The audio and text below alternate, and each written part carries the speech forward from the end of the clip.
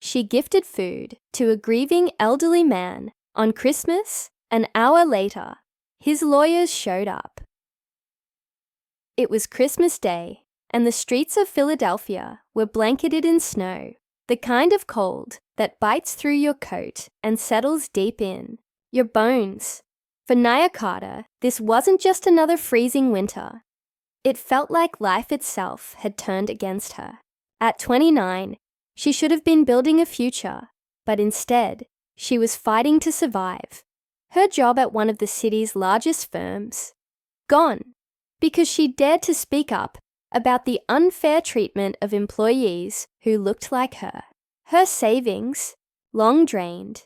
Yet despite everything, Nia stepped into a small church on that freezing afternoon, not for herself, but to pray for others who had even less. Little did she know, an act of kindness born out of her own desperation would set off a chain of events no one could have predicted. As Nia left the church, her breath curling into misty swirls in the icy air, something caught her eye. A man sitting alone on a park bench across the street. His thin coat offered little protection from the biting wind, and his bowed head spoke of a sorrow so heavy it seemed to weigh down the very air around him. Something about him tugged at Nia's heartstrings. She didn't hesitate. With the last few dollars in her pocket, she bought him a warm cup of tea, a scarf, and some food. It wasn't much, but it was all she had. What she didn't realize was that this simple gesture would change both their lives forever. The elderly man introduced himself as Samuel, and as they talked, Nia learned he was grieving the loss of his wife. Their first Christmas apart after 35 years together. He admitted he didn't want to go back to an empty house. So he sat there, letting the cold numb his pain. Moved by his story, Nia invited him to her modest apartment, where she shared what little she had, some leftover soup and bread. As they sat across from each other, the warmth of human connection filling the room, Samuel noticed the stack of overdue bills on her side table. "You're struggling too, aren't you?" he asked quietly. And that's when things took an unexpected turn. Samuel wasn't just any grieving widower.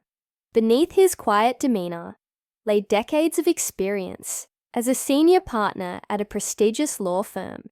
When he saw how hard Nia had fought against injustice and how unfairly she'd been treated, he decided it was time to fight for someone else. But he didn't tell her right away. Instead, he let the evening unfold, watching as Nia poured her heart into caring for him, even though she clearly had nothing to spare. By the end of the night, Samuel handed her his business card, revealing who he truly was. "What if I told you," he said, his voice steady, "that we can make them pay for what they did?" That moment sent chills down Nia's spine. Could this be real? Was it possible that justice wasn't as far out of reach as she'd believed? Over the next few days, Samuel and his team worked tirelessly, digging up evidence and preparing a case against her former employer. Emails, internal policies, records of complaints, all of it came to light, proving exactly what Nia had known all along. The company had exploited its workers, silenced dissent, and discarded anyone who dared to challenge them. As the legal battle unfolded, Nia found herself standing taller than ever before, fueled by Samuel's unwavering support and belief in her cause. But here's the thing, the story doesn't stop there. Just as Nia began to see a glimmer of hope, new questions arose. Why had Samuel chosen her? What drove him to step back into the world of law after losing his wife? And most importantly, what happens next? Because winning the case was only the beginning. For Nia, it opened doors she never thought possible, including an opportunity to help others facing similar struggles. But with these opportunities came challenges she hadn't anticipated. This is a story about kindness, resilience, and the power of human connection. It's about two people brought together by chance, united by their shared experiences of loss and struggle, and transformed by their determination to fight for what's right. It's also a reminder that sometimes the smallest acts of compassion can lead to the biggest changes, not just in our own lives, but in the lives of those around us. So, what happened after the courtroom victory? How did Nia navigate this newfound chapter in her life? And how did her relationship with Samuel evolve? Stick around, because the best part of the story is yet to come. You won't believe where their journey takes them next, or how it might inspire you to look at the world a little differently. Stay tuned, hit that like button, and join us for the next part of this incredible tale. Trust me, you won't want to miss it. The days following that Christmas night were a blur of activity, with Nia and Samuel diving headfirst into the legal battle against her former employer. For Nia, it felt surreal, like stepping into someone else's life. She had spent months convincing herself that justice wasn't meant for people like her. But now, sitting across from Samuel, as he meticulously outlined their strategy, she began to let herself hope. Hope that maybe this time things would be different. But hope didn't come without its own weight. As the case unfolded, so did layers of pain and frustration that Nia had buried deep inside. Samuel was relentless, not just in his expertise, but in his unwavering belief that they could win. He pored over every document, every email thread, and every internal memo that revealed how systematically the company exploited its workers. It became clear that Nia's situation wasn't an isolated incident. It was part of a pattern. Workers who spoke up were silenced, marginalized employees were overlooked, and those struggling financially were taken advantage of. The deeper they dug, the angrier Nia grew, not just for herself, but for everyone else who had been pushed aside. Samuel saw this anger and nodded knowingly. "This is good," he told her one evening as they reviewed evidence. "Anger fuels action. Just don't let it consume you." But while Nia found strength in the fight, doubts lingered at the edges of her mind. What if they lost? What if all this effort ended with nothing more than another closed door? These fears gnawed at her late at night when the city outside her window fell silent, save for the occasional car passing by or the distant hum of a subway train. On those nights, she replayed moments from her past, the missed opportunities, the sideways glances at work, the whispered comments about knowing her place. Each memory felt like a brick added to the wall between her and the future she wanted.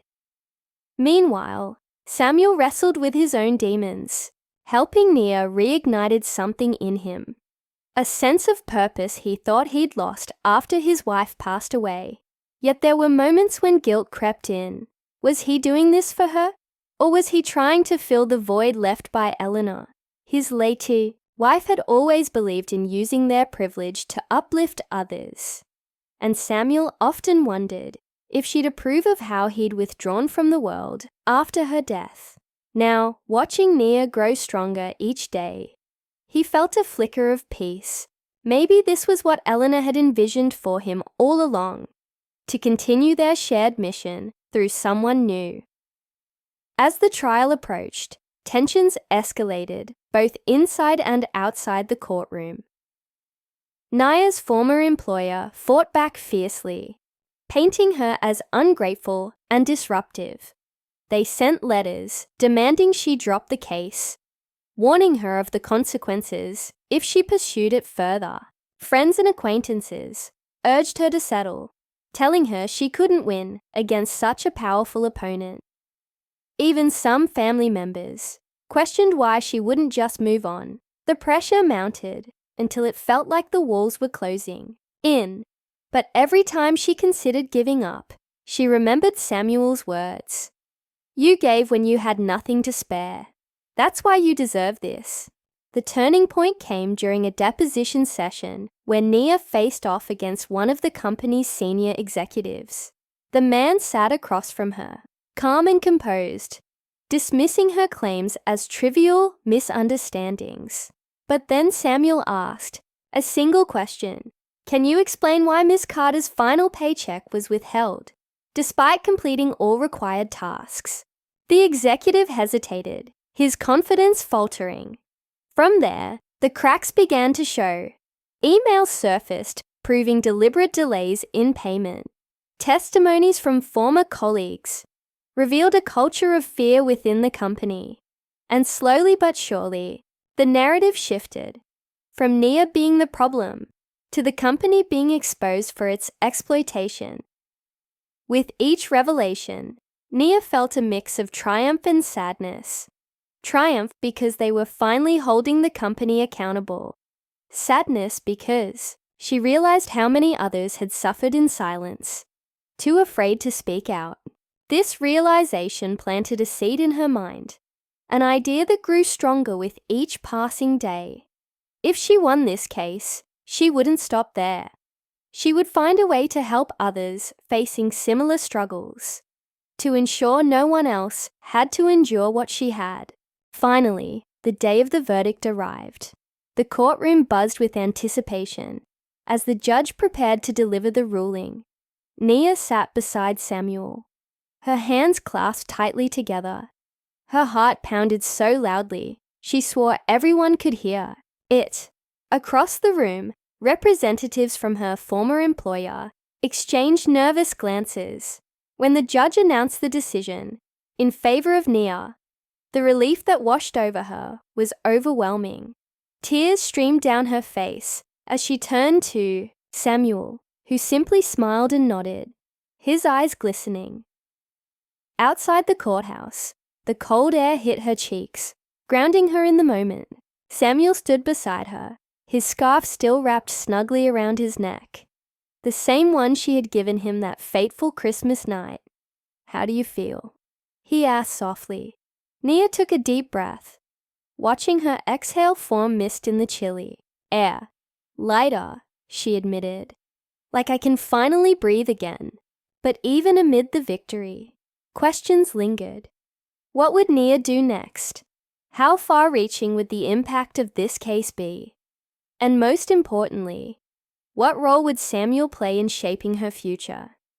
As snowflakes began to fall around them, blending seamlessly into the white blanket covering the city, neither of them knew exactly what lay ahead, but both felt certain that whatever it was, they would face it together. As Nia delved deeper into her new role at the legal aid firm, she discovered just how much her own struggles had prepared her for this work. Every case she took on felt personal, because in a way, it was. She saw herself in the faces of those who walked through the door, people who had been silenced, overlooked, and pushed aside by systems that were supposed to protect them.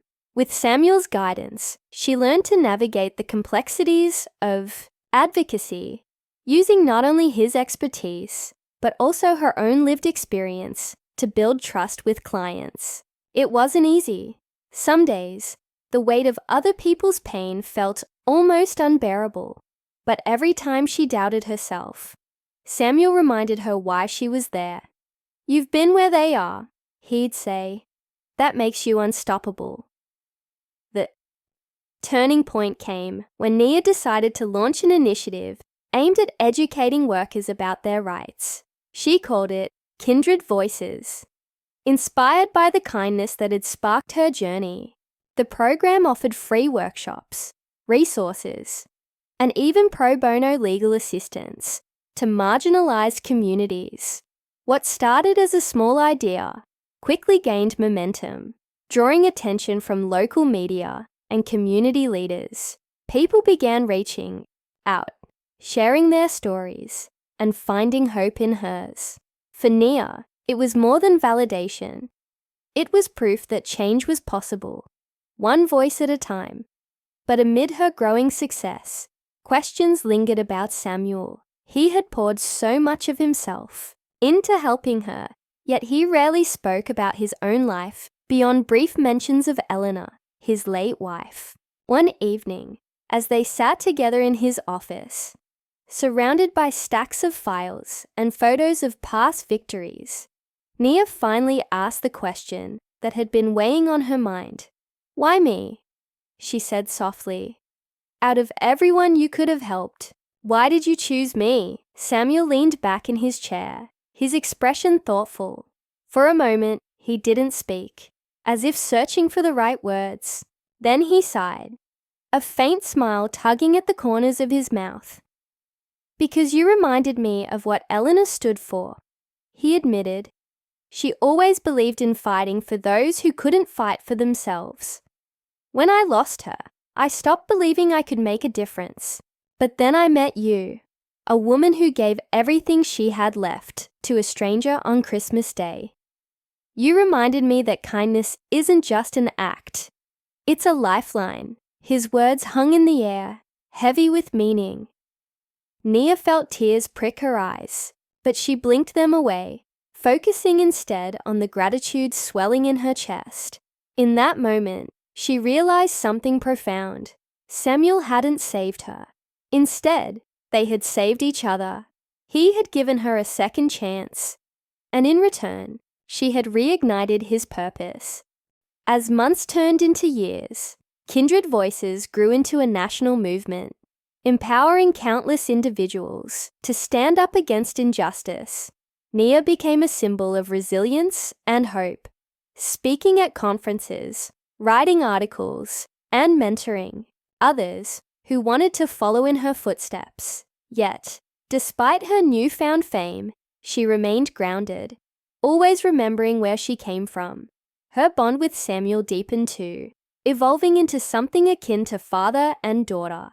They celebrated holidays together, shared meals, and supported each other through life's ups and downs. One snowy December evening, nearly 5 years after their first meeting, Nia found herself standing outside St. Vincent Church once again. This time, however, she wasn't alone.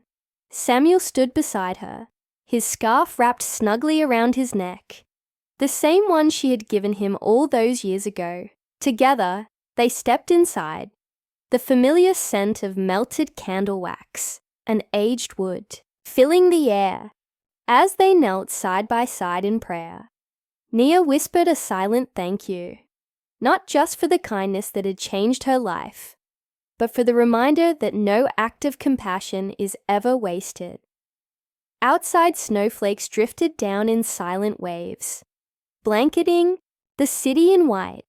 Nia and Samuel emerged from the church, their breath curling into misty swirls in the crisp winter air.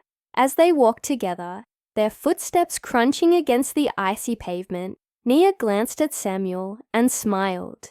"Do you think Eleanor would be proud?" she asked. He chuckled softly, his eyes twinkling. "I know she would be," he replied. "And I think she'd tell you the same thing I'm going to say right now. Keep going. The world needs more people like you." Nia nodded, feeling a warmth spread through her chest that had nothing to do with the cold. She knew the road ahead wouldn't always be easy, but she also knew she wasn't walking it alone. Together, they had proven that kindness, resilience, and justice could create ripples far beyond what anyone might expect. And as they disappeared into the snowy night, their laughter echoing softly in the distance, it was clear that their story was far from over. It was just beginning.